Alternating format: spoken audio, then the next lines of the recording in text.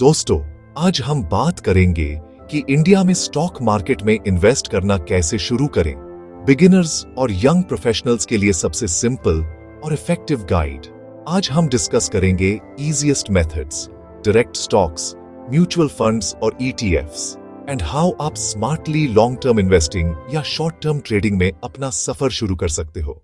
सबसे पहले जरूरी है डीमैट और ट्रेडिंग अकाउंट ओपन करना, जो ऑनलाइन केवाईसी के थ्रू आसान है। ये अकाउंट बैंक अकाउंट की तरह है, लेकिन शेयर्स के लिए।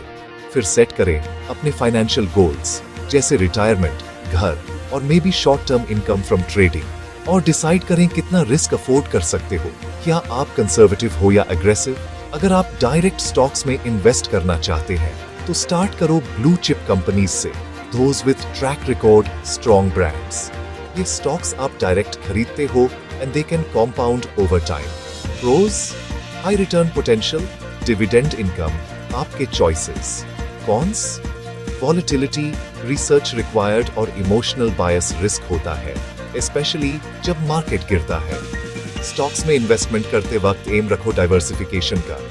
अपने मल्टीपल सेक्टर्स में इन्वेस्ट करो and don't put all eggs in one basket.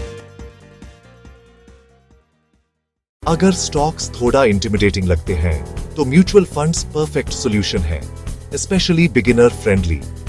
साइपी यानी सिस्टमैटिक इन्वेस्टमेंट प्लान सेट करो, जिसमें आप फिक्स्ड अमाउंट हर महीने इन्वेस्ट करते हो और फंड मैनेजर उस पैसे को spread across dozens of stocks.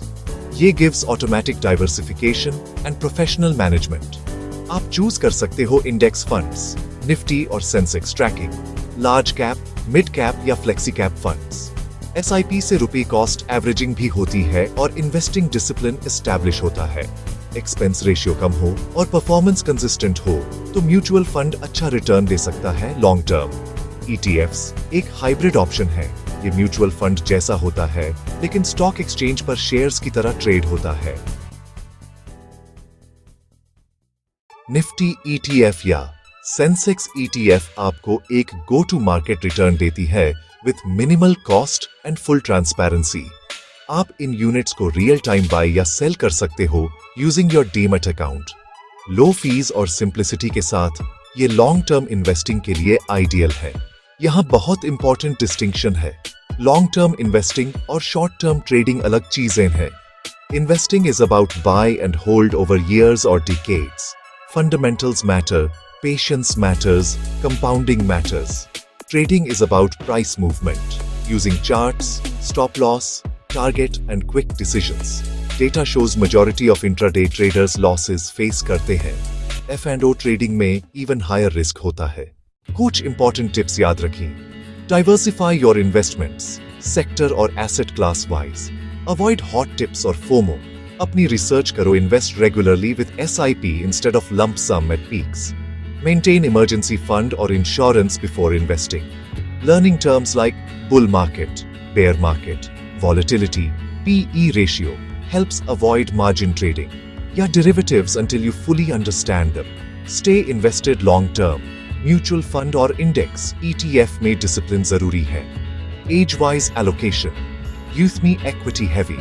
Later years में debt inclusion. But for young professionals, long horizon allows you to lean more into equities. Age-wise guidance. 20-something हो तो aggressive equity exposure जैसे index ETFs या diversified funds recommended है। Time on your side है। 30s में थोड़ा balancing, goal-based plans, debt cushions, but equity major part रहे। 40+ equity exposure gradually reduce करें, focusing on stability. Explain simple rule. आपकी as -100 %% equity ideal है, depending on your risk comfort. So friends, ये थी easy to execute guide for beginners and young professionals to start investing in India. Direct stocks, mutual funds via SIP, ETFs, 10 simple routes to invest. Focus on long-term discipline. Only trade with small portion, diversify. And always respect market risks. आज ही शुरू करो. Starting small is better than never starting. Happy investing. अगर आपको यह video useful लगे, like करें, share करें और सब्सक्राइब करना ना भूलें। कमेंट्स में बताएं अगर आप किसी पर्टिकुलर टॉपिक पर और वीडियो चाहते हो। मिलते हैं नेक्स्ट गाइड में, तब तक के लिए invest smartly and stay patient.